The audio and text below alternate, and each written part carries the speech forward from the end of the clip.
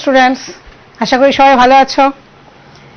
এই যে আমি দাঁড়িয়ে আছি এখানে, আমাদের আশেপাশে কি কি দেখতে পাচ্ছ? আমার আশেপাশে কি আছে বলো তো? একটা বোর্ড আছে, এখানে কলম আছে, তাই তো? আর এরা কি? এগুলো এই যে কলম, বোর্ড, টেবিল, সামনে টেবিল আছে, এগুলো কি? আচ্ছা ঠিক আছে, তোমাদের আশেপাশে দেখো তো কি আছে। নিশ্চয়ই তোমরা টিভির সামনে চলে এসছো। তোমাদের আশেপাশে কি আছে? হয় টিভি তো আছেই, এছাড়া কি আছে? হাতে কলম আছে, বই আছে নিশ্চয়ই, আর টেবিল আছে, চেয়ার আছে। তো এরা কি? আচ্ছা আমি ধরো আমরা, তোমরা বা আমি হলাম মানুষ, তো ওরা কি? এই যে টেবিল, চেয়ার, বোর্ড, এরা কি? তোমরা নিশ্চয়ই ক্লাস 7-এ পড়েছ। কি এরা? পদার্থ। এদেরকে আমরা বলবো পদার্থ। তো তোমাদের ক্লাস 8-এর একটা চ্যাপ্টারে পদার্থ সম্পর্কে একটু বলবো, তারপর সেই চ্যাপ্টারটা নিয়ে আমরা আলোচনা করব। পদার্থ কি জিনিস? পদার্থ হচ্ছে যে বস্তু একটা জায়গা দখল করে থাকে এবং যার ভর আছে, তাকে তো আমরা বলি। ক্লাস 7-এ নিশ্চয়ই তোমরা পড়েছ, কি মনে পড়ছে? তাহলে এই যে কলমটা, এই কলমটা একটা জায়গা দখল করে আছে, এর একটা ভর আছে। তোমার আশেপাশে যা জিনিস আছে প্রত্যেকটার দেখবে একটা ভর আছে। আর কি আছে? এমন অনেক জিনিস আছে যেগুলো দেখা যাচ্ছে না। আমার আশেপাশেও আছে, তোমাদের আশেপাশেও আছে, কিন্তু দেখা যাচ্ছে না। বলো তো কি? বায়ু। বায়ু যে, সেও কিন্তু একটা পদার্থ। তাহলে পদার্থ আমরা কত রকমের দেখছি? পদার্থকে সাধারণত আমরা 3 রকম অবস্থায়, 3 রকমের থাকে পদার্থ। মৌল,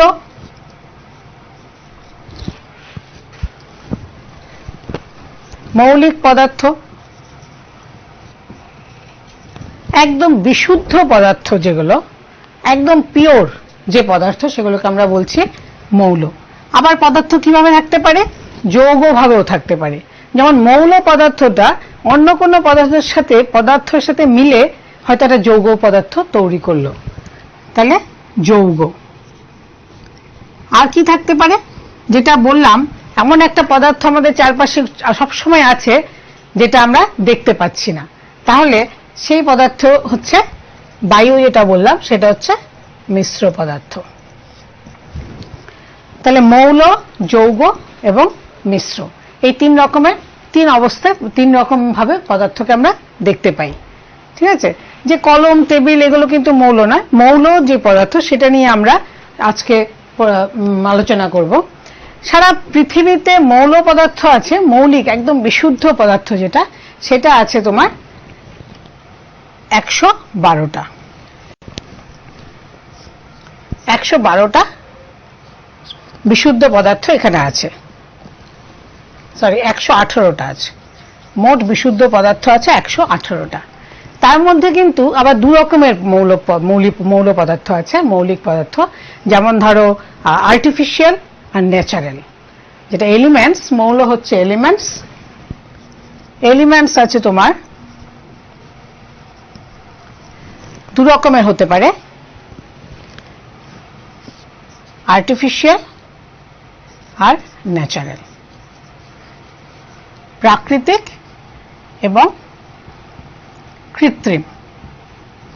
যেটা বললাম প্লাস্টিক, চারপাশে যেগুলো, সেগুলো সব হচ্ছে কৃত্রিম। কৃত্রিম মৌল আছে আর প্রাকৃতিক মৌল আছে ন্যাচারাল। ন্যাচারাল মানে কি? ন্যাচারাল হচ্ছে একদম নেচার থেকে যেগুলো পাওয়া যায়, সেই পদার্থগুলোকে বলছি আমরা ন্যাচারাল মৌলিক পদার্থ। তাই ন্যাচারাল মৌলিক পদার্থ 118টার মধ্যে ন্যাচারাল মৌলিক পদার্থ আছে সাধারণত 92টা। 92টা প্রাকৃতিকভাবে প্রাপ্ত মৌলিক পদার্থ আমাদের কাছে আছে। এর মধ্যে 70টা হচ্ছে তোমার ধাতু, আর 22টা হচ্ছে অধাতু। তাহলে মৌলিক পদার্থ চারপাশে যেগুলো আছে, তার মধ্যে আমরা কি পাচ্ছি? ধাতু এবং অধাতু। সেই পদার্থ আমরা যে চ্যাপ্টারটা নিয়ে পড়বো, সেটা হচ্ছে পদার্থ, ধাতু ও অধাতু।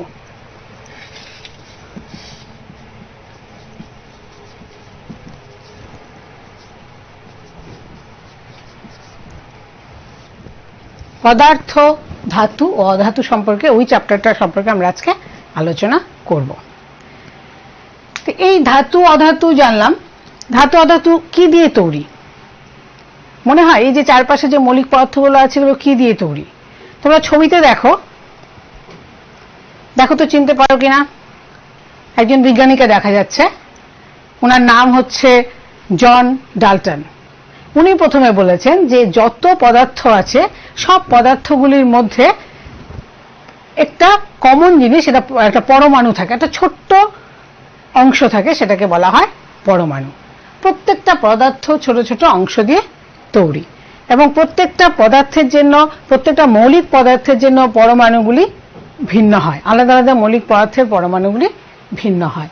তাহলে এই যে পরমাণুগুলি কিভাবে আছে, কিভাবে যুক্ত, এই যে চারপাশে ধরো আমাদের এই টেবিল, চেয়ার, কলম, বই, খাতা যা আছে সবকিছু কিন্তু ছোট ছোট পরমাণু দিয়ে গঠিত। দেখে কি মনে হয়? দেখো আশেপাশে দেখে, বাইরে থেকে কিন্তু কিছু বুঝি না আমরা, কিন্তু আসলে কিন্তু এগুলো সব ছোট ছোট পরমাণু দিয়ে গঠিত। এবং ছোট পরমাণুগুলি কি অবস্থায় আছে, কিভাবে আছে, সেটার উপর নির্ভর করে পদার্থের অবস্থা। তো অবস্থা ভেদে পদার্থকে কিন্তু আবার 3 রকম ভাবে আমরা পাই, তাই তো? এটা তোমরা ক্লাস 8-এই পড়েছ।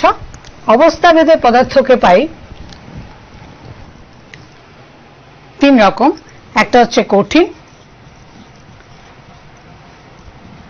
তরল এবং গ্যাসীয়।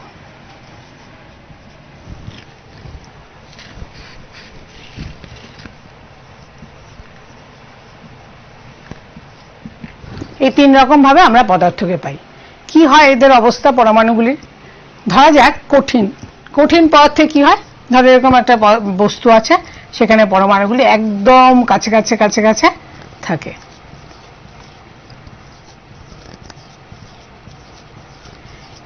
এই ছোট ছোট পরমাণুগুলি সব কিন্তু একই রকম। এই কঠিন পদার্থগুলি যদি পরে, এটা মৌলিক পদার্থের কথা বলছি, এরা যদি যৌগ তৈরি করে, এই পরমাণুগুলির কিন্তু কোনো পরিবর্তন হয় না। পরমাণুগুলি একই রকম থাকে, যেখানেই যাক না কেন, যতই যৌগ তৈরি করুক না কেন, বা বায়ুতে থাকুক না কেন, এরা গ্যাসে যেভাবেই থাকুক না কেন, এই পরমাণুগুলি কিন্তু একই রকম থাকে। এটা ডাল্টন, বিজ্ঞানী ডাল্টন বলেছেন আমাদের। তরল পদার্থ, দেখো এগুলো যে এই পরমাণুগুলি এত কাছাকাছি এত কাছে, এদের মধ্যে কোনো ভাগ নেই, কোনো দূরত্ব নেই, তাই তো? এটা মানে কি টাইটলি বাউন্ড, এরা একদম টাইটলি বাউন্ড অবস্থায় থাকে কঠিন পদার্থ। তরল পদার্থে কি হয়? তরল পদার্থে ধরো জল রাখলাম, সেখানে ইয়েগুলো একটু দূরে দূরে থাকে, তার মানে কি এদের মধ্যে একটা দূরত্ব আছে। এরা কিন্তু টাইটলি বাউন্ড থাকে না, একটু লুজলি বাউন্ড থাকে। এরা সহজে সমানে ঘোরাফেরা করতে পারে, চলাফেরা করতে পারে তরলের ক্ষেত্রে। গ্যাসীয়তে তো আরো অবস্থা, এরা আরো অনেক বেশি লুজলি বাউন্ড থাকে। তাহলে এই যে পরমাণুগুলির যে কিভাবে থাকবে সেটার উপর নির্ভর করছে পদার্থের অবস্থা কি কি হবে, সে ধাতু হোক বা অধাতু হোক। এবার এসো, এই পরমাণু তো বুঝলাম, এখন পরমাণুর মধ্যে কি থাকে? আরেকজন বিজ্ঞানীকে দেখো, ছবিতে দেখো, এই বিজ্ঞানীকে চেনো? উনি হচ্ছেন নিলস বোর। উনি বলেছেন যে পরমাণুগুলো তো আছে ঠিক আছে, এই পরমাণুগুলির মধ্যেও পরমাণুর থেকেও কিছু ছোট কণা এর মধ্যে থাকে। চিন্তা করো, আশেপাশে এত পদার্থ, টেবিল, চেয়ার, কলম, এত কিছু আমরা দেখি, কোনদিন কি ভেবেছি যে এর মধ্যে ছোট ছোট ছোট ছোট কণা আছে? এই কণাগুলো সমানে ঘুরে বেড়াচ্ছে, এরা কাছাকাছি টাইটলি বাউন্ড থাকতে পারে, আবার দূরেও থাকতে পারে, কোনদিন ভাবতে পেরেছি? সেটাই বিজ্ঞানীরা কিন্তু বের করেছেন। উনি বলেছেন, জন ডাল্টন হিসেবে আমরা দেখতে পাচ্ছি যে পরমাণুগুলি অবস্থান ভেদে আমরা পদার্থের অবস্থা 3 রকম হয়, কঠিন, তরল এবং গ্যাসীয়। পরে বিজ্ঞানী নিলস বোর বলেছেন যে এই পরমাণুগুলির মধ্যেও ছোট ছোট কণা থাকে। সেই কণাগুলো কি অবস্থায় থাকে? চারপাশে একটা মাঝখানে নিউক্লিয়াস থাকে, চারপাশে এগুলো ঘুরতে থাকে। ছোট যে কণাগুলি সেগুলোকে বলা হচ্ছে ইলেকট্রন। এরকম ইলেকট্রনগুলি চারপাশে ঘুরতে থাকে। আর মাঝখানে যেটা আছে সেটাই কিন্তু এই যে পদার্থের ভর বা কোনো পরমাণুর যে ভর, সেই ভরটা কিন্তু নির্ভর করে এই নিউক্লিয়াসটার উপর। এই নিউক্লিয়াসে এখানে যেমন ইলেকট্রন থাকে, এখানে প্রোটন থাকে। ঠিক ইলেকট্রন তো নেগেটিভ, প্রোটন মানে ঠিক পজিটিভ চার্জটা এই মাঝখানে থাকে। আর সাথে আরো একটা নিস্তড়িত থাকে, নিউট্রাল একটা অংশ থাকে, সেটাকে বলা হয় নিউট্রন। এটা তোমরা একটু বড় ক্লাসে পড়বে, এটা সম্পর্কে পুরোটাই পড়বে। আমি জাস্ট একটু বলে দিচ্ছি, তোমাদের একটা আইডিয়া দিয়ে দিচ্ছি যে বাইরে যে ইলেকট্রনগুলি এগুলো সমানে কিন্তু ঘুরতে থাকে, আর ভেতরে ঠিক তার অপোজিট চার্জ প্রোটন থাকে, এবং এই ভেতরে এটাকেই বলা হয় নিউক্লিয়াস। এটাকে বলা হয় নিউক্লিয়াস। আর এই যে কক্ষপথগুলিতে ঘুরতে থাকে এগুলোকে বলা হয় কক্ষপথ। এরকম 3-4টে কক্ষপথ আছে, এই কক্ষপথগুলিতে এগুলো ঘুরতে থাকে। এখন ইলেকট্রন কোন কক্ষপথে কি কটা থাকবে সেটাও কিন্তু নিয়ম আছে, যে যার মতো যে কোনো কক্ষপথে ঢুকে পড়লো, ঢুকে ঘুরতে শুরু করলো, সেটা কিন্তু হয় না। যেমন ধরো তোমাদের যখন ক্লাস খুলে দেওয়া হয়, যেই দরজা খুলে যে যার মতো ঢুকে পড়ছো, ঢুকে পড়ে যাই করো ঢোকো না কেন, তোমরা একটা বেঞ্চে কজন বসবে সেটা কিন্তু নির্দিষ্ট থাকে, তাই তো? তো ঠিক সেরকম পরমাণুগুলোর মধ্যেও কিন্তু ইলেকট্রন কোন কক্ষপথে কি থাকবে সেটা নির্দিষ্ট থাকে। এখন আবার ভাবো যে এই টেবিল চেয়ার আশেপাশে তোমাদের হাতে যে বই খাতাগুলো আছে, এগুলোর মধ্যে এত ছোট ছোট কণা আছে, আবার সেগুলো কি ঘুরছে, সেটা হতে পারে? সেগুলোই কিন্তু আমাদের আসল ঘটনা, এবং তার প্রমাণও আমরা পরে পাবো, যে ঘুরছে এরা যে আছে তার প্রমাণ হিসেবেই কিন্তু আমরা পরে পাবো। তা এখন ইলেকট্রনগুলি যখন ঘুরছে, তাহলে বাইরে কিছু ইলেকট্রন আছে, এভাবে আরো অনেক কক্ষপথ চারপাশে ঘুরতে থাকে। তো এই বাইরে যে ইলেকট্রনগুলি আছে সেই ইলেকট্রনগুলি দেখো এখানে নিউক্লিয়াস থেকে অনেকটা দূরে থাকে। ধরো বাইরে এখানে যদি একটা ইলেকট্রন থাকে, এখানে যদি একটা ইলেকট্রন থাকে, সেই ইলেকট্রন থাকে নিউক্লিয়াস থেকে অনেকটা দূরে। তো দূরে হওয়াতে কি হয়, ওকে বেঁধে রাখার আকর্ষণটা কম, একটু ছাড়া পেয়ে যায়, তাই তো? তো এই বাইরে যখন ইলেকট্রনটা থাকে ও একটু ছাড়া ছাড়া অবস্থায় থাকে, মুক্ত মুক্ত অবস্থায় থাকে। তো এরা কি করে, ইচ্ছে মতো ঘুরতে পারে, ও বাইরের দিকে ঘুরলো বা ইচ্ছে মতো অন্য কিছুতে চলে গেল, অন্য জায়গায় চলে যেতে পারে, এক জায়গা থেকে আরেক জায়গায় চলে যেতে পারে। তো এই যে বাইরের ইলেকট্রনগুলি, সেগুলিকে আমরা বলবো মুক্ত ইলেকট্রন। এই মুক্ত ইলেকট্রন গুলির জন্যই কিন্তু এটার তোমরা পরের ক্লাসে পড়বে যোজ্যতা নির্ভর করে। সাধারণত দেখা যায় ধাতু এবং অধাতু, যে ধাতু আর অধাতু কিন্তু নির্ভর করে এই বাইরের ইলেকট্রনগুলি কটা ইলেকট্রন আছে, সেগুলো কি অবস্থায় আছে, সেগুলো কি অন্যর সাথে যোগ করতে পারবে কি পারবে না, ইলেকট্রন নেবে না ইলেকট্রন দেবে, সেগুলোর উপর কিন্তু ধাতু এবং অধাতুর ধর্ম নির্ভর করে, কোনটা ধাতু হবে কোনটা অধাতু হবে। সাধারণত দেখা যায় ধাতুতে 1-2 যদি একটা ইলেকট্রন থাকে, 2টো ইলেকট্রন থাকে বা 3টে ইলেকট্রন থাকে, তাহলে এরা হয় ধাতু। 1টা 2টো বা 3টে ইলেকট্রন থাকলে এরা হয় ধাতু। সাধারণত কথাটা বলেছি, কারণ এর মধ্যে এক্সেপশনও আছে। আর 4, 5, 6 যদি ইলেকট্রন থাকে পরের গুলো, সেই 4, 5, 6টা ইলেকট্রন যদি বাইরের কক্ষে থাকে, তাহলে সেটা হয় অধাতু। তো বুঝলাম ধাতু আর অধাতুটা কোত্থেকে এলো। এই ধাতু আর অধাতু আমরা কোত্থেকে পাই, কোত্থেকে?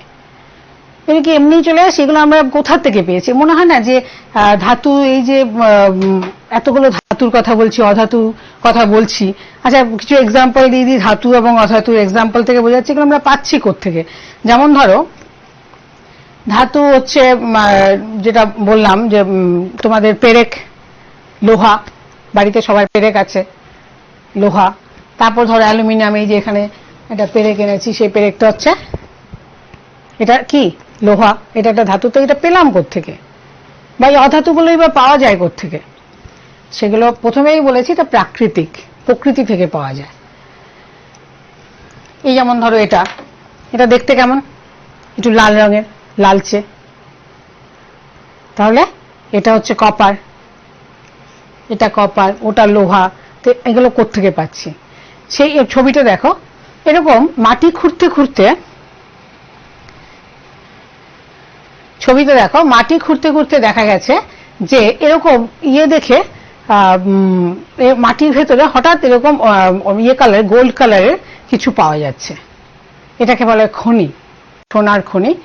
এরকম হীরার খনিও আছে। এটা হচ্ছে কপার, দেখো লাল রঙের, এরকম যখন মাটি খুঁড়তে খুঁড়তে যখন নিচের দিকে দেখেছে এরকম লাল রঙের অনেক পাথর আছে, সেই লাল রঙের, এটা কিন্তু কপার খনি। কপার, এই যে বললাম লাল রঙের কপারটা, সেটা পাওয়া গেছে এই কপার খনি থেকে।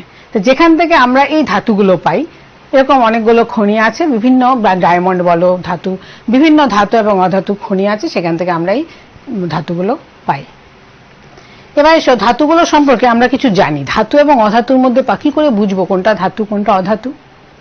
এদের নিশ্চয়ই আলাদা আলাদা ধর্ম হবে, দেখা যাক কি হয়। এবার এসো আমরা ধাতু এবং অধাতু ধর্মে আসি।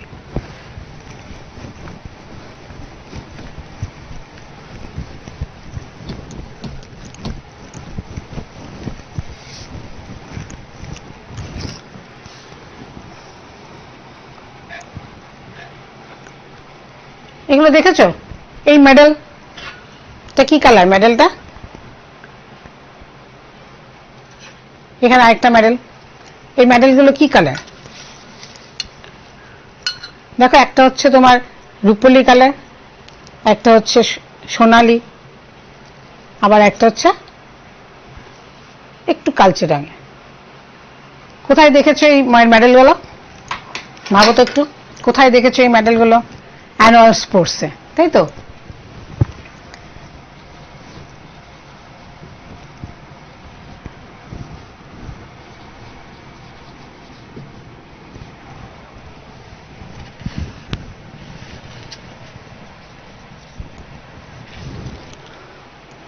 অ্যানুয়াল স্পোর্টসে দেখেছো তো এই মেডেলগুলো?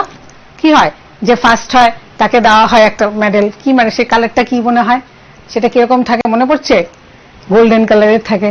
যে সেকেন্ড হয় তাকে কি হয়, সিলভার কালারের একটু সাদা রঙের মেডেল দেওয়া হয়।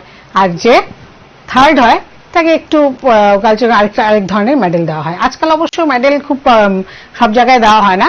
মেডেল ধরো বিভিন্ন স্কুলে থালা, বাটি, গ্লাস এগুলোও দেওয়া হয়। থালা, কাউকে থালা দেওয়া হলো, কালকে গ্লাস দেওয়া হলো, কাউকে বাটি দেওয়া হলো, সেগুলো কিন্তু ধাতু। তাহলে এই যে তোমরা ইয়েতে পাচ্ছ বিভিন্ন প্রাইজ হিসেবে যেগুলো পাচ্ছ, সেগুলো সবই কিন্তু ধাতু। আবার যারা পাও না তারা একটু মন খারাপ করে থাকো, তাই তো? কিন্তু যখন পাও তখন খুব ভালো লাগে, যে হয়তো গোল্ডেন পেলাম বা রূপলি পেলাম বা একটু কালচে রঙে, যাই হোক একটা পেলে সেটাই ভালো লাগে। তো এই ধাতু এবং অধাতু প্রথম ধর্ম হচ্ছে, কি করে বুঝবো? প্রথম ধর্ম হচ্ছে এটা ফিজিক্যাল স্টেট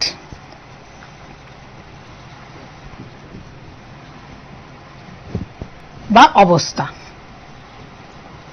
প্রথমে এটা অবস্থা দেখে আমরা বুঝতে পারি এটা ধাতু হতে পারে না অধাতু হতে পারে। যেমন ধরো প্রথমে বললাম, যখন তোমরা মেডেলটা পাও, যখন গোল্ড কালারের পাও তখন মনে হয় হয়তো ফার্স্ট হয়েছে, এটা ফার্স্ট গোল্ড কালারের ধাতু পেয়েছে। আর যখন সেকেন্ড হওয়া তখন রূপলি, শিওর সেকেন্ড হয়েছে, তাই জন্য একটু রূপলি কালার।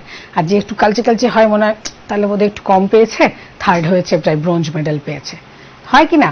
তা এই যে আমরা অবস্থা দেখে কিন্তু বলে দিতে পারি কে কোন ধাতু পাচ্ছে কালার দেখে। যেমন ধরো যেটা আগেই দেখাচ্ছিলাম, যে এটার কালারটা একটু লালচে রঙের। আবার দেখো এটার কালার একটু রূপলি রঙের, তাই তো? এগুলো হচ্ছে বিভিন্ন ধাতু। কালারের উপর নির্ভর করেও কিন্তু আমরা ধাতু বুঝতে পারি। আর কি অবস্থা? অবস্থা মানে কি অবস্থায় থাকতে পারে। সাধারণত কঠিন হলে আমরা বলি যে এটা ধাতু। ধাতু সাধারণত কঠিন অবস্থায় থাকে, সাধারণত কঠিন অবস্থায় থাকে। যেমন ধরো ধাতুগুলি আমরা কি কি পেলাম? কপার, সিম্বলগুলো একটু শিখে রাখবে, সিইউ, কপার হচ্ছে সিইউ। তারপর কি? অ্যালুমিনিয়াম,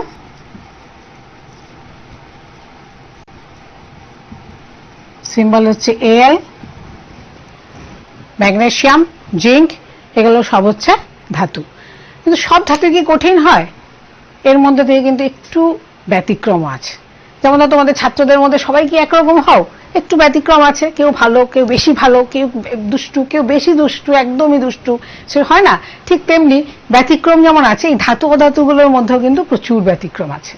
যেমন যদি বলি ধাতু সবসময় কঠিন অবস্থায় থাকে, সব ধাতু কিন্তু কঠিন অবস্থায় থাকে না। জিঙ্ক, জিঙ্কও একটা ধাতু,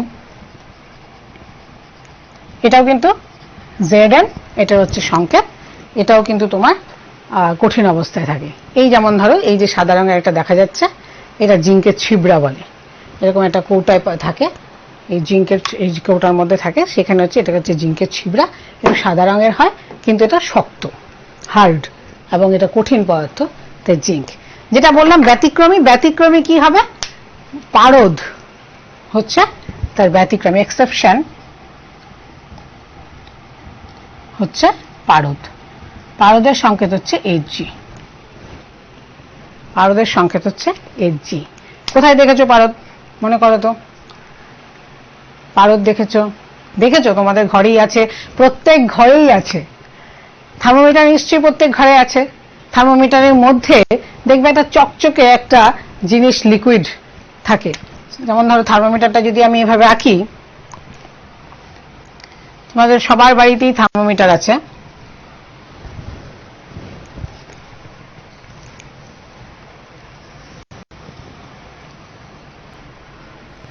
এখানে কি হয়, একটা ছোট্ট এরকম একটা ওপেনিং থাকে, এখানে একটা কার্ভ থাকে। তো থার্মোমিটার কি হয়, এখানে এই জায়গাটাতে একটা লিকুইড অংশ থাকে। সেই লিকুইডটা যখন জ্বর হয় বা গরমের মধ্যে দাও, তখন এটা হঠাৎ উপরের দিকে উঠে যায়। যায় তো, দেখেছো তোমরা? যদি কোনো পুরোনো থার্মোমিটার থেকে থাকে বা কোনো সময় যদি থার্মোমিটার ভেঙে যায়, এই জন্য কিন্তু থার্মোমিটার ভেঙে ফেলবে না, কিন্তু যদি থার্মোমিটার কোনো সময় ভেঙে যায় দেখবে এরকম ছড়িয়ে পড়ছে ইয়েটা, লিকুইড টাইপের। সেগুলো যখন হাতে নেবে তখন দেখবে এটা গোল গোল গোল গোল হয়ে যাচ্ছে। আবার যেই তুমি চাপ দিলে গোলটা ভেঙে গেল, বড় গোল হবে। যেই চাপ দিলে গোলটা ভেঙে গেল, আবার ছোট ছোট ছোট ছোট গোল হয়ে গেল। আবার ছোট গোলগুলোকে যখন আবার একসাথে করবে তখন দেখবে এটা আবার বড় লিকুইডের মতো হয়ে যাচ্ছে। এটা দেখার জন্য আবার দেখো, থার্মোমিটার ভেঙে ফেলো না। থার্মোমিটার এরকম, থার্মোমিটারের মধ্যে যে লিকুইডটা হঠাৎ উপরে ওঠে, সে শুধু তোমাদের ঘরে থার্মোমিটার না, বিভিন্ন থার্মোমিটার আছে, সেন্টিগ্রেড থার্মোমিটার, ফারেনহাইট থার্মোমিটার, বিভিন্ন তাপমাত্রা মাপতে হয়, জলের তাপমাত্রা মাপা, বিভিন্ন লিকুইডের তাপমাত্রা মাপা। সেই তাপমাত্রা মাপার জন্য অনেক ধরনের থার্মোমিটার আছে। প্রত্যেক থার্মোমিটারের মধ্যে এই পারদ থাকে। এটাই হচ্ছে পারদ, Hg হচ্ছে এটার সংকেত। পারদ হচ্ছে ব্যতিক্রমী। পারদ কিন্তু কঠিন নয়, এটা ভেঙে গেলে এটা ছড়িয়ে পড়ে, এটাকে আবার জোরে লাগানো যায়, আবার এটাকে ছোট ছোট ছোট ছোট গুঁড়ো করে ফেলা যায়। তাহলে পারদ একমাত্র ব্যতিক্রমী ধাতু। তাহলে অধাতুগুলি কি হয়? অধাতুগুলি তো বুঝলাম, পারদ যদি কঠিন, সাধারণত ধাতুগুলোর ফিজিক্যাল অবস্থা হচ্ছে এরা কঠিন অবস্থায় থাকে, শক্ত হয়। আর কি আছে অধাতুগুলি? অধাতুগুলি কিন্তু 3 রকম অবস্থায় থাকতে পারে। কঠিনও হতে পারে, তরল হতে পারে এবং গ্যাসীয় হতে পারে। কঠিন কি অধাতুর মধ্যে? অধাতুর মধ্যে কঠিন হচ্ছে তোমার ধরো কার্বন, কার্বনের সংকেত হচ্ছে C, আর হচ্ছে ফসফরাস, ফসফরাস, সালফার, এরকম আরো অনেক কিছু আছে, আমি জাস্ট দুটো দিলাম। কার্বন তো দেখেছো সবাই, এই যে দেখেছো কার্বন কালো রঙের, এটা কি বলতো? কয়লা। তোমাদের বাড়িতে ইউজ হয়, আবার হতেও পারে, আবার বিভিন্ন স্ট্রিট দোকানেও ইউজ হয়। কয়লা দিয়ে, কয়লা পুড়িয়ে বিভিন্ন রান্না করা যায়, তাই তো? কয়লাটাকে পুড়িয়ে বিভিন্ন রান্না করা যেতে পারে কালো রঙের। এই যে কয়লা, এটা কিন্তু কার্বন, এটা সংকেত হচ্ছে C। এই কার্বন কঠিন ধাতু। অধাতুর মধ্যে আর কি তরল কি আছে? তরল হচ্ছে তোমার ব্রোমিন,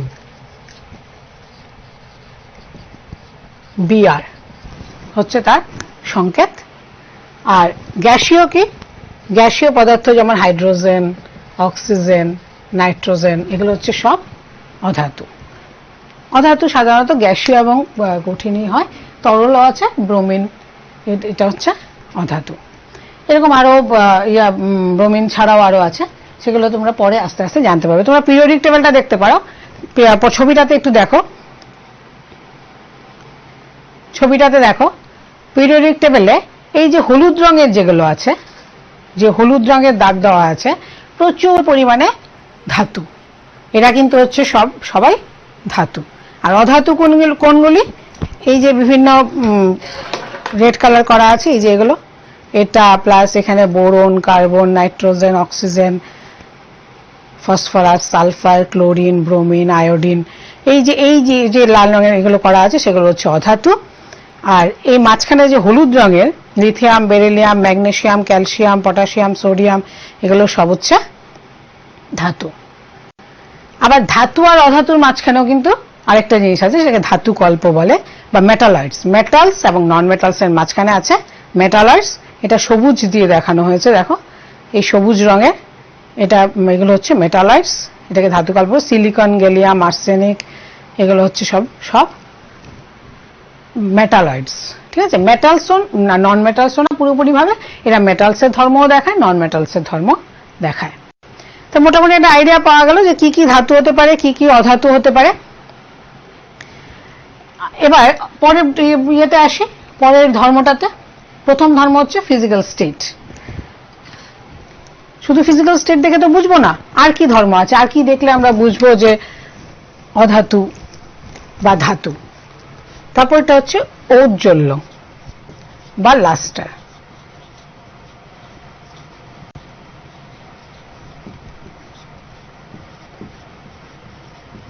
লাস্টার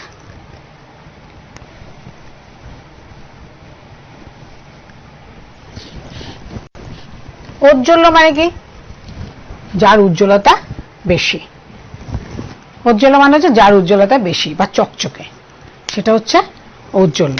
যেমন ধরো আমি তোমাকে দেখিয়েছিলাম এই মেডেলটা, এটা দেখো কি চকচকে। এটাও অনেকটা চকচকে, ঠিক আছে। আবার যে কয়লাটা দেখিয়েছিলাম, এটা দেখো চকচকে নয়। তো কোনটা কত বেশি চকচকে, সেটাই হচ্ছে তোমার ধাতু।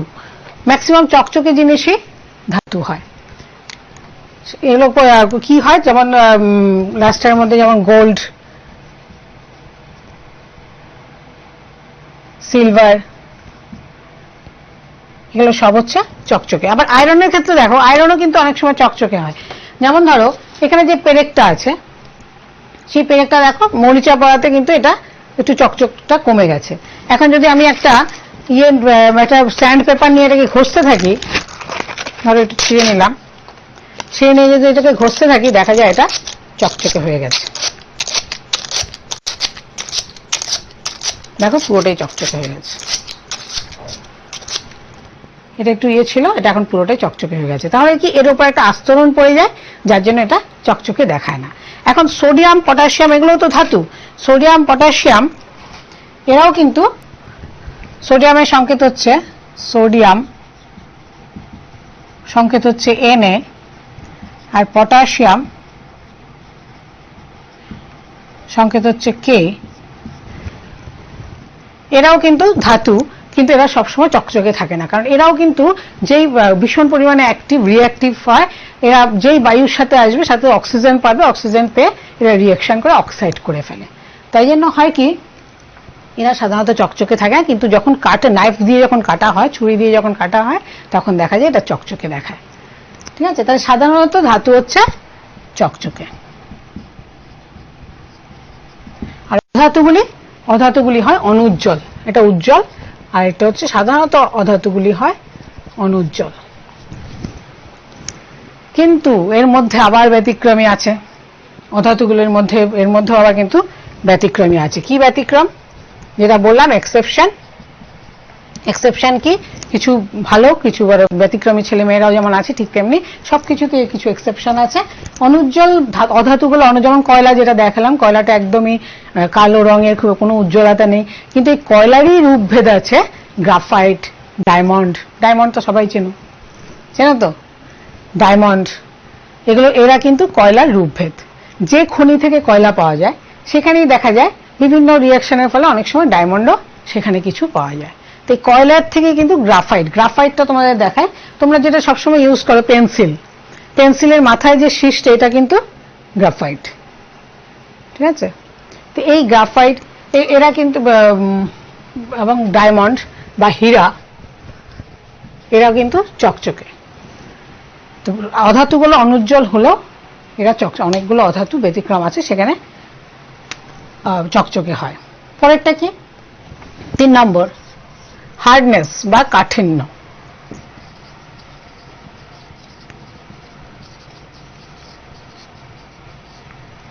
কাঠিন্য এটা থেকে বোঝা যাচ্ছে যে ধর্ম জন্য কোনো বস্তু কঠিন হয়, তাকে বলা হয় কাঠিন্য ধর্ম বা হার্ডনেস ধর্ম। তো কি মনে হয়, ধাতুগুলো কঠিন? আমি প্রথমেই বলেছি ধাতুগুলো হয় কঠিন, তাহলে ধাতুর একটা হার্ডনেস আছে, সহজে কিন্তু ধাতুগুলোকে তুমি ভাঙতে পারবে না। যেমন যেটা আমি নিয়েছিলাম, একটা পেরেক নিয়েছিলাম, সেই পেরেকটাকে তুমি যতই বাড়ি দাও না কেন, পেরেকটা তুমি যতই বাড়ি দাও না কেন, পেরেকটা ধরো এই পেরেকটাকে নিলাম, এই পেরেকটাকে আমি এখানে রাখলাম, যতই বাড়ি দাও এটা কিন্তু কিছুতেই গুঁড়ো করা যাবে না, ভাঙা যাবে না, তাই তো? এটা হার্ডনেস অনেক বেশি। কিন্তু আবার যদি তুমি এই কয়লাটাকে বাড়ি দাও, কয়লাটাকে যদি বাড়ি দাও, বাড়িতে অনেক সময় হয় না, তাহলে দেখবে এটা ভেঙে যাবে। তাহলে এটা হচ্ছে অধাতু আর ওটা হচ্ছে ধাতু। অনেক সময় হয় না, বাড়িতে মা যখন কয়লা ইউজ করে, আগে খুব হতো, কয়লার চুলোতে রান্না করা হতো, কয়লার উনুনে রান্না করা হতো, তখন কি করা হতো, এটাকে বাড়ি দিয়ে কয়লাটাকে ছোট করা হতো। অনেক সময় বড় বড় কয়লাগুলোকে ছোট করে উনুনের মধ্যে ঢুকানো হতো, সেই কয়লাকে ভেঙে কিন্তু করা হতো। বা ধরো তুমি পেন্সিলের নিপটাকে যদি বাড়ি দাও, কি হবে, ভেঙে যাবে। তাহলে এটা হার্ডনেস অনেক কম। তাহলে অধাতুগুলি সাধারণত হার্ডনেস বেশি, এটার হার্ডনেস হচ্ছে খুব হার্ড হয়, আর এটা হচ্ছে হার্ডনেস কম। এর মধ্যে ব্যতিক্রমী আছে, এক্সেপশন। এক্সেপশন কি আছে? সোডিয়াম এবং পটাশিয়াম। আমি এখন সিম্বল দিয়ে লিখছি, যেহেতু আগে সিম্বল লিখেছিলাম না, পুরো নামটা না লিখে আমি শুধু সিম্বলটা দিচ্ছি, সোডিয়াম এবং পটাশিয়াম। সোডিয়াম পটাশিয়ামরা কি হয়, এরা একটু নরম, একটু সফট গোছের ধাতু, এদেরকে যখন ছুরি দিয়ে ইজিলি এদেরকে কাটা যায়, তাহলে সেটাই হচ্ছে এক্সেপশন। আর অধাতুগুলি সাধারণত কম হার্ড হয়, কিন্তু এর মধ্যে এক্সেপশন আছে। যেমন ধরো হীরা, ডায়মন্ড,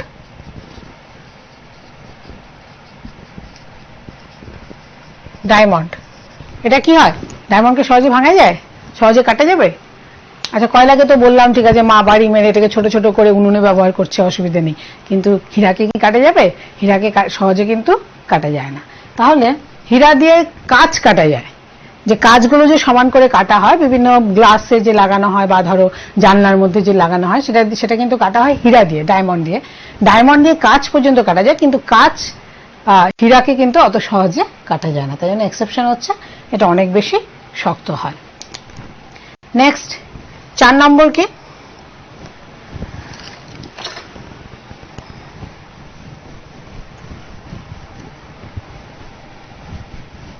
4 নম্বর ধর্ম কি? তাহলে আমরা কি কি দেখলাম? একটা হচ্ছে হার্ডনেস, এটা প্রথম অবস্থা, তারপর ঔজ্জ্বল্য। 4 নম্বর কি আছে? ব্রিটেলনেস বা ভঙ্গুর।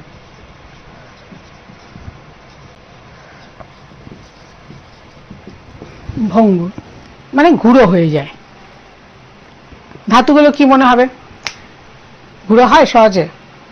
এটা অনেক বেশি হার্ড, প্রথমেই বললাম, সহজে কি গুঁড়ো করা যাবে ধাতুকে? যেমন ধরো যেটা পেরেক বললাম একটা ধাতু, বিভিন্ন অ্যালুমিনিয়াম একটা দেখাই, এই যেমন ধরো অ্যালুমিনিয়ামের তার বা অ্যালুমিনিয়ামের সেটা অ্যালুমিনিয়ামের যে তারগুলো আছে, এগুলো কি সহজে বাড়ি মেরে এটাকে কি গুঁড়ো করা যাবে? এটাকে চ্যাপ্টা করা যাবে, লম্বা করা যাবে, কিন্তু কখনোই এটাকে গুঁড়ো করা যাবে না। তাহলে এটার কম ভঙ্গুর হয়।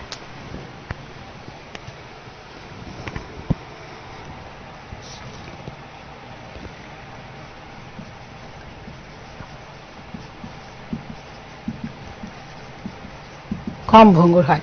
এর মধ্যে এক্সেপশন আছে, যেমন জিঙ্ক দেখিয়েছিলাম।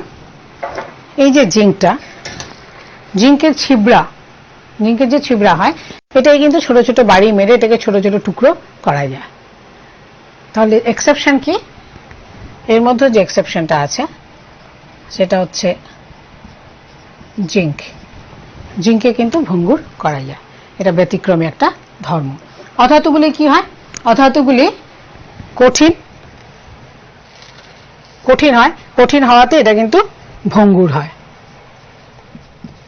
যেমন বলেছিলাম কয়লাকে ভাঙা যায়, পেন্সিলের যে লেড, গ্রাফাইট, এটাকে ভাঙা যায়, তাহলে এটা গুঁড়ো হয়ে যায়। পেন্সিলের নিপটাকে তুমি যদি বাড়ি দাও, কি হবে, এটা পুরো গুঁড়ো হয়ে যাবে। তাহলে এটা হচ্ছে অধাতু ভঙ্গুর। 5 নম্বর ধর্ম কি? 5 নম্বর ধর্ম হচ্ছে মেল্টিং পয়েন্ট বা গলনাঙ্ক।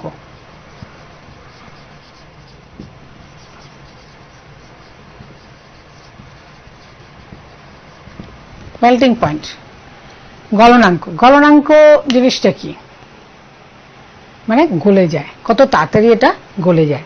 এখন তোমরা লোহার দোকানে দেখেছো, লোহার দোকানে কি করে লোহাকে তোমার ইয়ে করে, লোহাকে গালানো হয়, গালানো হয় কি, এটাকে প্রচন্ড তাপমাত্রায় 3000 ডিগ্রি সেন্টিগ্রেড তাপমাত্রায় এটাকে লাল হয়ে যায়, তারপর এটাকে দা বানানো হয়, এটা থেকে বটি বানানো হয়, দেখেছো নিশ্চয়ই, ছুরি বানানো হয়।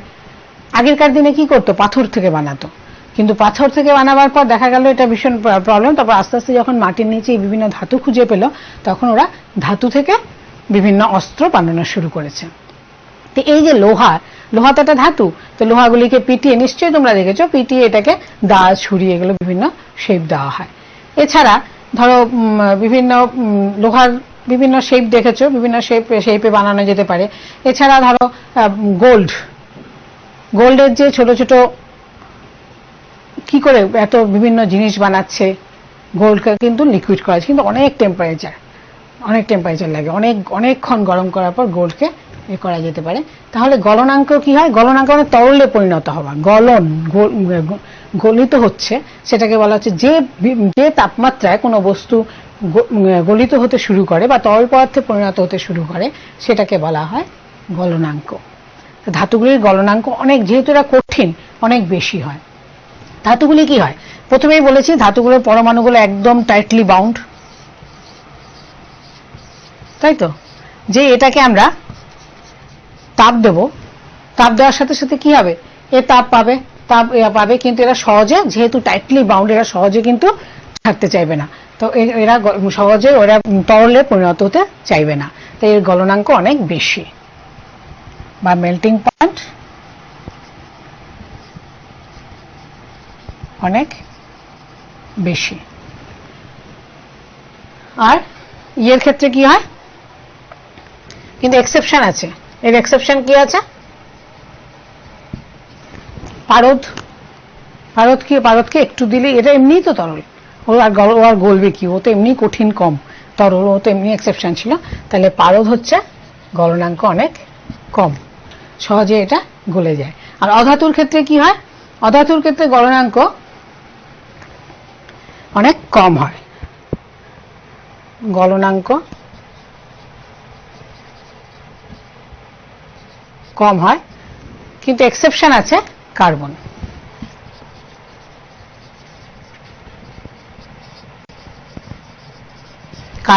কার্বনের গলনাঙ্ক কিন্তু বেশি, যার জন্য কার্বন দিয়ে কিন্তু ধরো উনুনে যে কয়লা দেওয়া হয়, কয়লা দিয়ে এটাকে গরম করে রান্না বান্না করা যেতে পারে।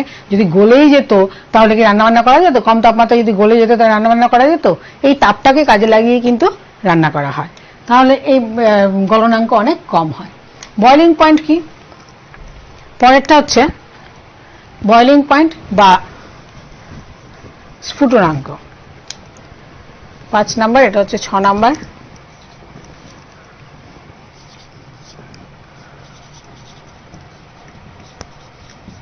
বয়লিং পয়েন্ট বা স্ফুটনাঙ্ক, এই জিনিসটা কি?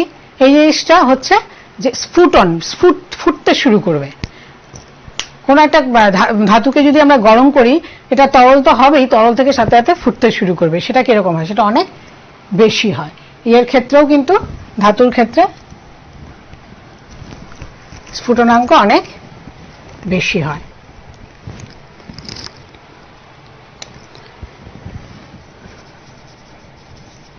আর অধাতুর ক্ষেত্রে স্ফুটনাঙ্ক কম হয়। এখানেও এক্সেপশন আছে বয়লিং পয়েন্টের ক্ষেত্রে, সেই একই এক্সেপশন, যেমন ধরো মার্কারি, এই যে পারদ হচ্ছে, এর বয়লিং পয়েন্টও কম। আর এখানে অধাতুর মধ্যে এক্সেপশন হচ্ছে কার্বন, এর বয়লিং পয়েন্ট কিন্তু বেশি, কম না।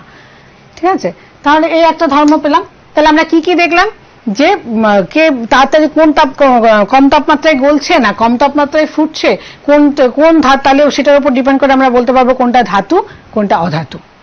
তাই তো? তাহলে এইখান থেকে আমরা কি কি পাচ্ছি?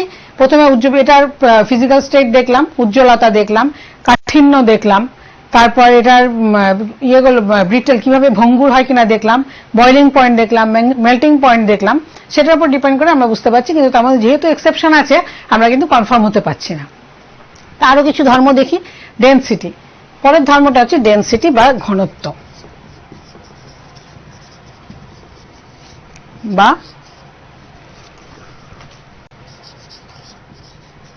ঘনত্ব। ডেনসিটি মানে কি? যে একক আয়তনে কতটুক ভর আছে সেটা হচ্ছে ডেনসিটি।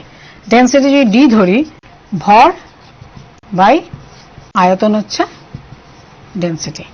তো এখন আমি প্রথমেই বলেছিলাম যে কঠিন ধাতুগুলো যেগুলো, সেগুলো হচ্ছে কঠিন হয়, সেগুলো অণুগুলো একদম কাছাকাছি কাছাকাছি থাকে। যেহেতু এরা কঠিন পদার্থ, এর অণুগুলো কাছাকাছি থাকে। তাই কি মনে হয় একক আয়তনে এখানে বেশি পরমাণু হবে না অধাতুগুলো ধরো যদি তরল হয় তাহলে এরা দূরে দূরে থাকে, তো একক আয়তনে এখানে পরমাণুর সংখ্যা বেশি হবে, ভর বেশি হবে। ধাতুর ক্ষেত্রে ভরটা দেখা যায়, যেহেতু এরা একদম ক্লোজলি প্যাকড, এদের মধ্যে কোনো দূরত্ব খুব কম থাকে, সুতরাং একক আয়তনে পরমাণু সংখ্যা এরা অনেক বেশি, যার জন্য এদের ভরও অনেক বেশি হয়। তাহলে কি বলতে পারি? এর ঘনত্ব অনেক বেশি। আর অধাতুগুলির মধ্যে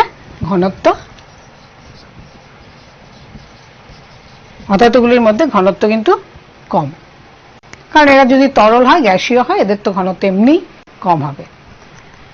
পরের ইয়েতে আসে, পরের পয়েন্ট 7 নম্বর, এবার হলো 8 নম্বর।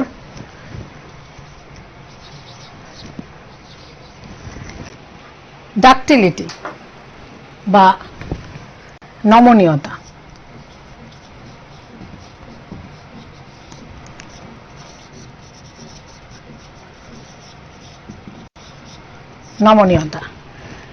নমনীয়তা কি জিনিস? ডাকটিলিটি কি জিনিস? নমনীয়তা হচ্ছে কোন একটা পদার্থকে পিটিয়ে এটাকে কতটুক লম্বা করা যেতে পারে, সেটা হচ্ছে তার ডাকটাইল। তাহলে আমরা বলবো সেই পদার্থটাকে ডাকটাইল, লম্বা কতটুক করা যেতে পারে। তোমাদের স্ক্রিনে ইয়ে আসছে, বিভিন্ন তোমাদের স্ক্রিনে দেখো নাম্বার দেখা যাচ্ছে, সেই নাম্বারে তোমরা ইচ্ছে করলে প্রশ্ন করতে পারো, কোনো কিছু বুঝতে চাইলে বুঝতে পারো। ডাকটিলিটি বা নমনীয়তা কি? যে কতটুক আমরা এটাকে পিটিয়ে লম্বা করতে পারবো, সেটা হচ্ছে তার ডাকটিলিটি। যেমন ধরো এটা হচ্ছে অ্যালুমিনিয়াম, এটাকে তারকে আমি কিন্তু পিটিয়ে, দেখো এটা বাঁকা বাঁকা হয়ে আছে, এটাকে পিটিয়ে অনেক লম্বা করতে পারি, এটা আরো অনেক লম্বা বা তারের মতো বানানো যেতে পারে। এবং এটা অ্যালুমিনিয়াম হওয়াতে, অ্যালুমিনিয়াম বা ধরো সিলভারকে এরকম লম্বা করা যেতে পারে। কপারকে বেশিরভাগ করানো হয়। তোমাদের বাড়িতে যে কানেকশনগুলো আছে, ইলেকট্রিক কানেকশনগুলো, সেই কানেকশনগুলোতে নিশ্চয়ই দেখেছো তার আছে, তারের মধ্যে কি থাকে, কালারটা কিরকম হয়? তারের উপরে তো একটা কভার থাকে, ভেতরে যে কালারটা হয় সেটা তামাটে কালারের হয়, তাই তো? এরকম হয় কালারটা, তামাটে কালারে। এরকম দেখো সরু সরু সরু সরু তার বানিয়েছে। তো এগুলোকে পিটিয়ে এটাকে লম্বা তার বানানো যায়। কেন বানানো যাচ্ছে? কারণ এটা শক্ত, তো এটা হার্ডনেস অনেক বেশি, কাঠিন্য অনেক বেশি, সুতরাং এটাকে পিটিয়ে এটা লম্বা তার মানে। আবার গোল্ডকে কিন্তু আরো মানে 1 গ্রাম গোল্ড থেকে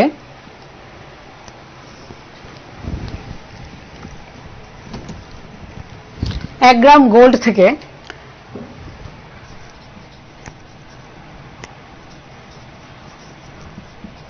2 কিলোমিটার লম্বা তার বানানো যেতে পারে। 1 গ্রাম গোল্ড থেকে 2 কিলোমিটার লম্বা তার বানানো যায়। তোমরা বাড়িতে একটু দেখবে যে তারগুলো, তোমাদের বাড়িতে যত কানেকশন আছে সেই কানেকশনের তারগুলো কিভাবে বানিয়েছে। এই যেমন ধরো এই তারটার মধ্যে এটা একটা তামাটে কালারের তারের মধ্যে বানানো হয়, এটা তামা দিয়ে ম্যাক্সিমাম বানানো হয়। আর তুমি ইয়েও দেখবে, সিলভার তো একটু কস্টলি হয়, সাধারণত সিলভার হতে পারে, গোল্ড হতে পারে, কপার হতে পারে, সবকিছু দিয়ে তার বানানো যায়। কিন্তু এটা সিলভার কস্টলি হওয়াতে সিলভার দিয়ে বানানো হয় না, সাধারণত অ্যালুমিনিয়াম বা তামার তারই বেশি ব্যবহার করা হয়। তাহলে এই তার যে বানানো হয় সেটা কিন্তু ধাতুর একটা ধর্ম, তার বানানো যায়। কিন্তু সব ধাতু দিয়ে কি তার বানানো যায়? এর মধ্যেও কিন্তু এক্সেপশন আছে, এর মধ্যে এক্সেপশন আছে। এক্সেপশন কি? সোডিয়াম, পটাশিয়াম, এদের দিয়ে কিন্তু তার বানানো যায় না, এদেরকে কাটলে এরা টুকরো টুকরো হয়ে যাবে, এদের কিন্তু সহজে তার বানানো যাবে না, কখনই তার বানানো যাবে না এগুলো দিয়ে। তাহলে আর টাংস্টেন এমন একটা ধাতু যেটাকে তুমি যতই ইয়ে করো তারটা কিন্তু টাংস্টেন দিয়ে। ফোন আছে একটা, হ্যাঁ বলো, কে বলছো, নামটা বলো। হ্যালো ম্যাম, আমি অর্কজিৎ পাল। হ্যালো। হ্যালো, হ্যাঁ বলো, নামটা? নাম অর্কজিৎ পাল। অর্কজি, তুমি কোন স্কুলে পড়ো? নেতাজি সুভাষ বিদ্যানিকেতন। আচ্ছা বলো। ম্যাম, আমি গলনাঙ্কটা একটু বুঝিনি। গলনাঙ্কটা না? আচ্ছা ঠিক আছে, গলনাঙ্কটাই বলেছি। গলনাঙ্ক মানে ধরো কঠিন পদার্থ, তো কঠিন পদার্থ থেকে গলতে তরল পদার্থ হতে যে তাপমাত্রায় তরল পদার্থ হয়। যেমন ধরো আমি একটা উদাহরণ দিয়ে বলি, বরফ, ঠিক আছে, ধাতু না, বরফ কিন্তু ধাতু, বরফ কিন্তু তরলে পরিণত হয়, কিন্তু যে তাপমাত্রায় ঠিক তরলে পরিণত হচ্ছে সেটাকে বলছি আমার তার গলনাঙ্ক। বরফের গলনাঙ্ক কত? বরফের গলনাঙ্ক, বরফ কত ডিগ্রি সেন্টিগ্রেড থাকে? বরফে 0 ডিগ্রি সেন্টিগ্রেড থাকে। এটা গলে যখন তরল পরিণত হয় 0 ডিগ্রি সেন্টিগ্রেডে কিন্তু এটা তরলে পরিণত হয়। তো কঠিন পদার্থ গলে তরলে পরিণত হওয়া যে তাপমাত্রায় হয় তাকে বলছি আমরা গলনাঙ্ক। বুঝেছো? হ্যাঁ হ্যাঁ বুঝেছি। আর কিছু? আচ্ছা ঠিক আছে, ঠিক আছে, অনেক ধন্যবাদ। বলো। হ্যাঁ বলো। আপনার ক্লাস কবে কবে? আমার তো আজকে আছে, আবার হয়তো মঙ্গলবার হবে। ভ্যানগার্ডে? হ্যাঁ ভ্যানগার্ডে। তুমি খেয়াল রেখো, দেখতে থাকো, সব ক্লাসই পেয়ে যাবে। হ্যাঁ ঠিক আছে, ধন্যবাদ তোমাকে। Thank you, good bye. Bye bye. অনেক অনেক ধন্যবাদ, তোমরা খেয়াল করছো, প্রশ্ন পেলে ভালোই লাগে। তোমরা সবাই প্রশ্ন করো, নিশ্চয়ই জিজ্ঞেস করবে, যে কোনো প্রশ্ন, যে কোনো কিছু জানতে চাইলে অবশ্যই জিজ্ঞেস করবে। তাহলে যেটা বলছিলাম নমনীয়তা, সোডিয়াম আর পটাশিয়াম নমনীয় হয় না, এটাকে তার বানানো যায় না। অধাতু কিন্তু নমনীয় হয় না, অধাতু দিয়ে কখনোই তার বানানো যায় না। তাহলে অধাতু নমনীয় নয়, বা ডাকটাইল, নন ডাকটাইল, এটা দিয়ে তার বানানো যায় না। কিন্তু কার্বন ফাইবার আজকাল তৈরি হচ্ছে, কার্বন ফাইবার, সেই কার্বন, এটা এক্সেপশন, কার্বন দিয়ে অনেক সময় কার্বন ফাইবার তৈরি হচ্ছে, এটা একটা এক্সেপশন আছে, কার্বন ফাইবার তৈরি হয়। ডাকটিলিটি বোঝা গেল? ডাকটিলিটি হচ্ছে যে পিটিয়ে আমরা যদি তার বানাই সেটাকে আমরা বলছি ডাকটিলিটি। এবার পরের ধর্মটাতে আসি। পরের ধর্মটা হচ্ছে মেলিয়েবিলিটি বা প্রসার্যতা।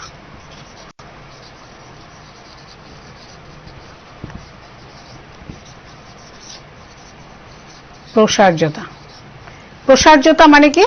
যে কতটুক প্রসারিত করতে পারলাম, মানে একটা ধাতুকে আমি পিটিয়ে কত প্রসারিত একটা শীট বানাতে পারলাম। প্রসারিত করা মানে কি? একটা শীট বানানো, সেটা হচ্ছে তার প্রসার্যতা। যেমন ধরো অ্যালুমিনিয়াম দেখেছো, অ্যালুমিনিয়াম ফয়েল, এই যে বিভিন্ন প্যাকেট করা থাকে, এটাকে দেখো এটা শীট বানিয়েছে, তো এটাকে ধরো পেশি আমি ইচ্ছে করলে একদম ছোট করে নিতে পারছি, এত পাতলা শীট, এটাকে ছোট করে নিতে পারছি, আবার এটাকে খুলে অনেক বড় করতে পারছি। দেখেছো নিশ্চয়ই বিভিন্ন বিভিন্ন জায়গায় এরকম অ্যালুমিনিয়াম ফয়েল থাকে, বিভিন্ন কৌটোর মধ্যেও, কৌটোতে যে নতুন যদি কোনো কৌটো, কেন কৌটোর উপর ঢাকনা থাকে কিন্তু অ্যালুমিনিয়াম ফয়েল। বা ধরো মিষ্টির দোকানে যদি যাও, মিষ্টির দোকানে দেখে কি মনে হয়, যখন অ্যালুমিনিয়াম ফয়েলগুলো চকচকে অ্যালুমিনিয়াম ফয়েল উপরে দেখো, মনে হয় না এই মিষ্টিটা খাই। এটা কিন্তু একটা অ্যাট্রাকশনও ক্রিয়েট করে, যেহেতু এটা চকচকে একটা অ্যালুমিনিয়াম ফয়েল এটার উপর দেওয়া থাকে, এটা কিন্তু খাবারটাকে ভালো রাখে। তাহলে অ্যালুমিনিয়াম হচ্ছে কি? ধাতু। সেই ধাতুকে আমরা শীট বানাতে পারি ধাতু দিয়ে, এটাকে পিটিয়ে একটা শীটের মতো বানানো যায়। আবার বিভিন্ন যে ওষুধপত্রগুলো আছে, ওষুধ যে বানানো হয় বিভিন্ন, সেই ওষুধগুলোও কিন্তু এরকম অ্যালুমিনিয়াম ফয়েল দিয়ে ঢাকা থাকে, তাহলে কি হয়? ভালো থাকে। তাহলে ম্যাক্সিমাম অ্যালুমিনিয়াম ফয়েলগুলি এরকম যে ধর্মের জন্য, আমরা এটা সংখ্যাটা বলতে পারি, যে ধর্মের জন্য কোনো ধাতুকে পিটিয়ে ধাতুর পাত বানানো যায় বা ধাতুর শীট বানানো যায়, সেই ধর্মকে বলা হয় মেলিয়েবিলিটি বা প্রসার্যতা। যেমন অ্যালুমিনিয়াম, হচ্ছে উদাহরণ, এটা ম্যালিয়েবল,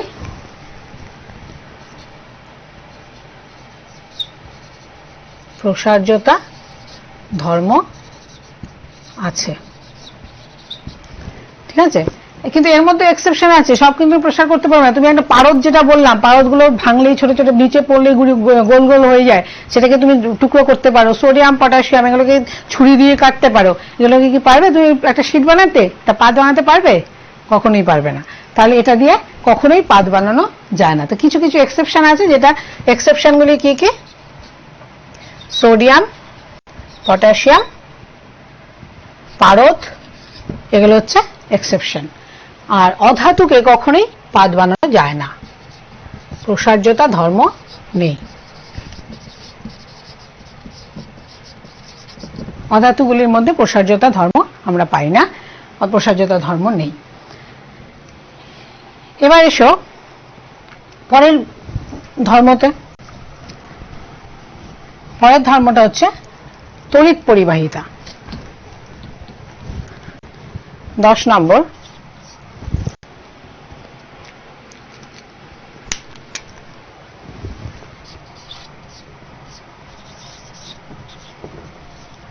তড়িৎ পরিবাহিতা বা electricity conductor. Electricity conductor of electricity.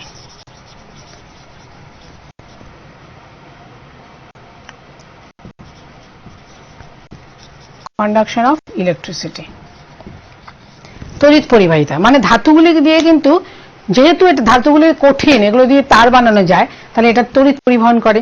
তড়িৎ পরিবহন করে মানে কি? আমি কি বলেছিলাম প্রথমেই, নিলস বোরের ক্ষেত্রে, নিলস বোরের ক্ষেত্রে, যে এখানে বাইরে যে ইলেকট্রনগুলি থাকে, সেই ইলেকট্রনগুলি মুক্ত অবস্থায় থাকে।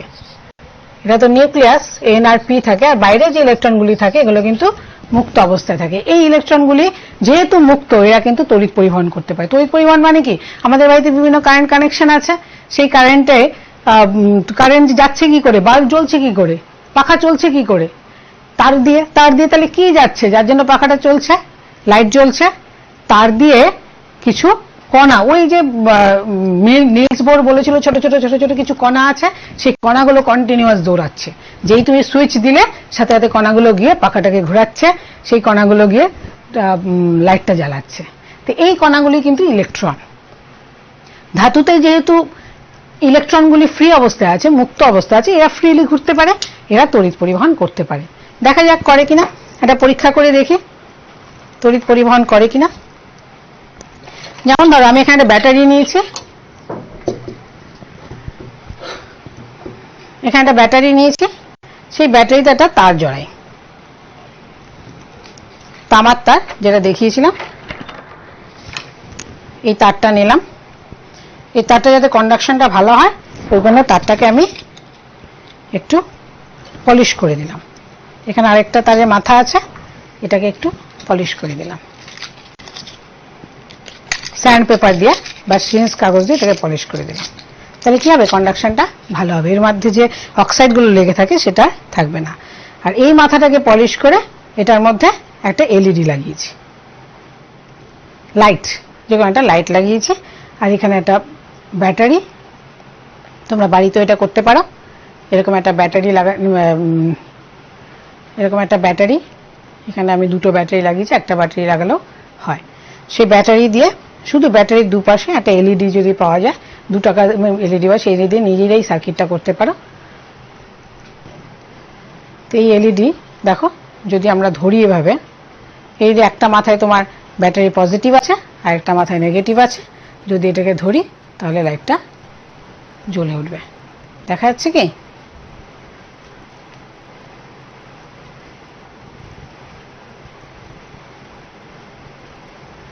লাইটটা জ্বলে উঠছে, দেখতে পাচ্ছ? দেখা যাচ্ছে? তার মানে কি, এই তারটার ভেতর দিয়ে কিন্তু কারেন্ট পরিবহন করছে। এখানে একটা ব্যাটারি আছে, ব্যাটারি থেকে ইলেকট্রনগুলি সোজা কারেন্ট পরিবহন করছে, করে এখানে লাইটটা জ্বলে উঠছে। ঠিক আছে? তার মানে ধাতু তড়িৎ পরিবহন করে। ধাতু তড়িৎ পরিবহন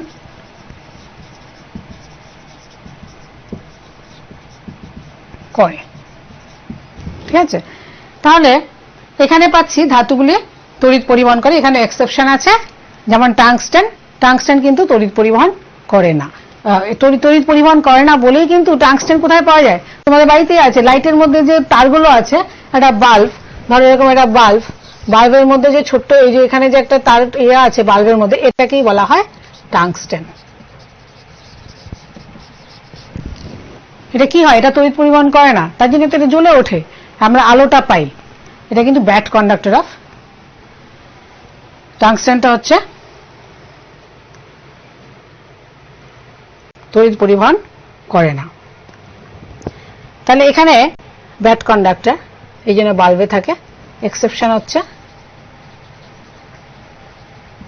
টাংস্টেন। অধাতু, অধাতুগুলি কি তড়িৎ পরিবহন করে? অধাতুগুলি তড়িৎ পরিবহন করে না,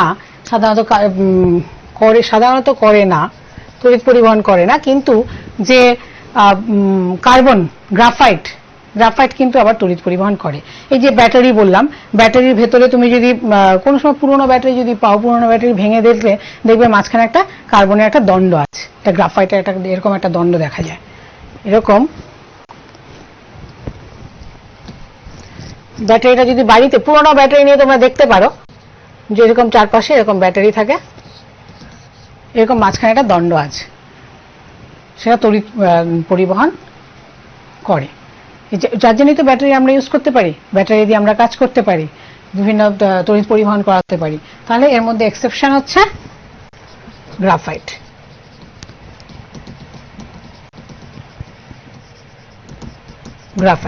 গ্রাফাইট তড়িৎ পরিবহন করে, অধাতু হলেও কিন্তু এটা তড়িৎ পরিবহন করে। তারপর হচ্ছে তাপ পরিবাহিতা। তড়িৎ পরিবহন তো করলে, এবার তাপ কি পরিবহন করে?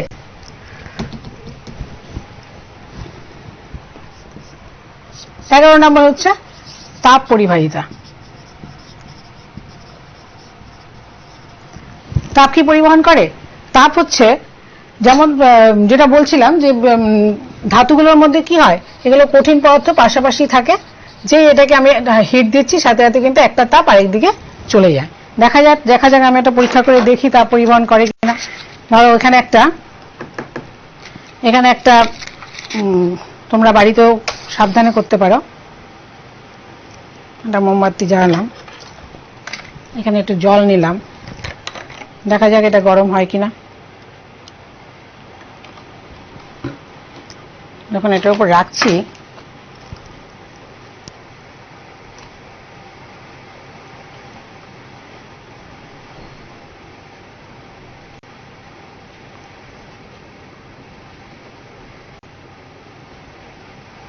জলটা কিন্তু গরম হয়ে যাচ্ছে।